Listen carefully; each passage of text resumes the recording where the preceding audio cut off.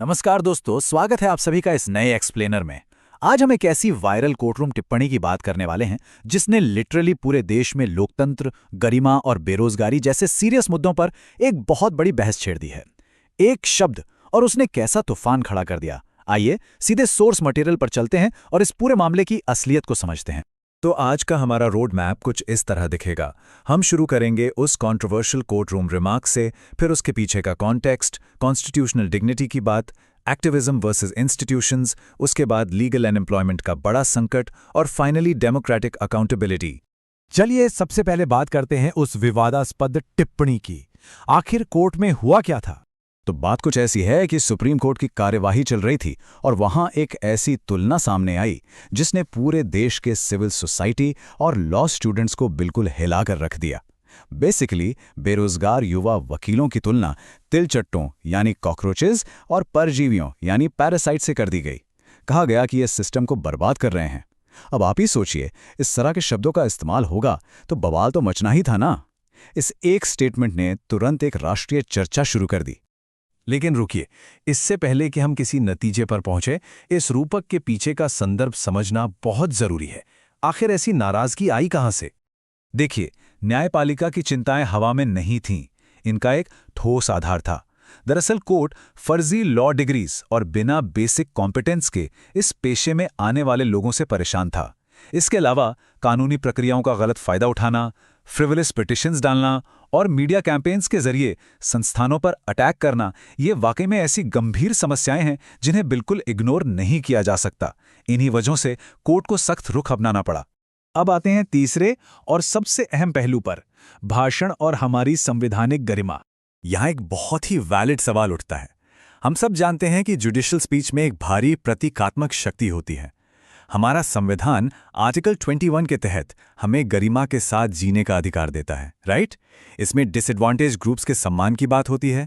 तो उम्मीद यही की जाती है कि न्यायपालिका के शब्दों में संवैधानिक नैतिकता झलकनी चाहिए। आलोचना कितनी भी कड़ी क्यों ना हो, भाषा अमर्यादित तो बिल्कुल नहीं होनी चाहिए। इसके बाद चलिए देखते हैं एक्टिविज्म और इंस्टीट्यूशनल प्रोटेक्शन के बीच का ये टकराव। देखिए, सोशल मीडिया और आरटीआई एक्टिविज्म कोई षड्यंत्र नहीं है। ये दोनों चीज़ें हमारे आर्टिकल 19(1) के तहत आती हैं, जो हमें फ्रीडम ऑफ स्पीच और एक्सप्रेशन की गारंटी देता है। आरटीआई एक्ट का आधार ही यही है। तो बेसिकली ये जनता की जवाबदेही तय करने के लिए बिल्कुल लीगल और कॉन्स्टिट्यूशनल टूल्स हैं। इनका इस्तेमाल करना कोई गुनाह नहीं है। पर यहाँ एक बहुत ही डेलिकेट बैलेंस बनाने की ज़रूरत पड़ती है।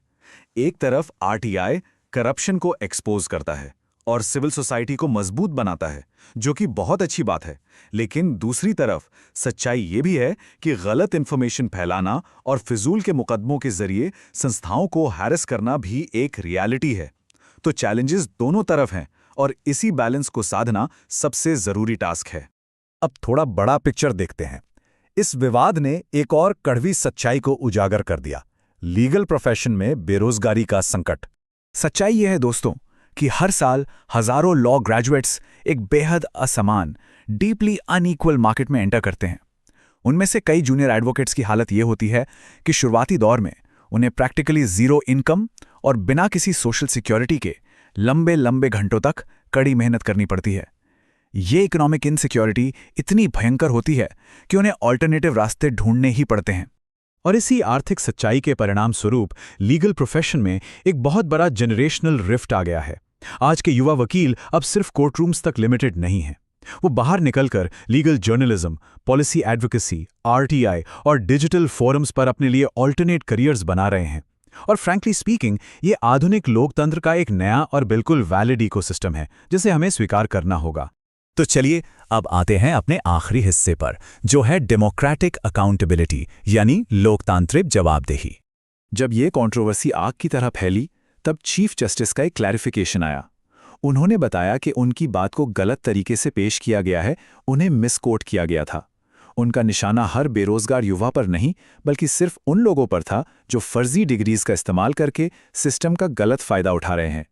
ये क्लैरिफिकेशन इस बात का क्लियर प्रूफ है कि पब्लिक स्क्रूटनी सच में काम करती है। पर फिर भी एक बुनियादी सवाल जो इस पूरी बहस के सेंटर में रह जाता है वो ये है, क्या जुडिशियल इंडिपेंडेंस आलोचना से पूरी तरह इम्यूनिटी की गारंटी देती है? यही वो असली पॉइंट है जहां एक तरफ न्यायपालिका की गरिमा जरूरी है तो दूसरी तरफ वैलिड डेमोक्रेटिक विरोध को एक्सेप्ट करना भी उतना ही जरूरी है। एंड में बस यही कहूंगा कि एक संवैधानिक लोकतंत्र चुप्पी साधने से नहीं चलता। ये संवाद, आलोचना, जवाबदेही और संस्थानों और नागरिकों के बीच आपसी सम्मान से चलता है। सार्वजनिक संस्थाएं तभी मजबूत होती हैं जब उनमें जनता का विश्वास हो और भाषा सहानुभूतिपूर्ण हो। अब आगे देखना यह है कि हमारी सबसे बड़ी अदालतों की भाषा किस तरह बदलेगी ताकि गरिमा और न्याय दोनों की रक्षा हो सके। यही वो सवाल है जो हमें और आपको आगे भी सोचते रहने पर मजबूर करेगा। इस एक्सप्लेनर में मेरे साथ बने रहने के लिए आप सभी का बहुत बहुत शुक्रिया।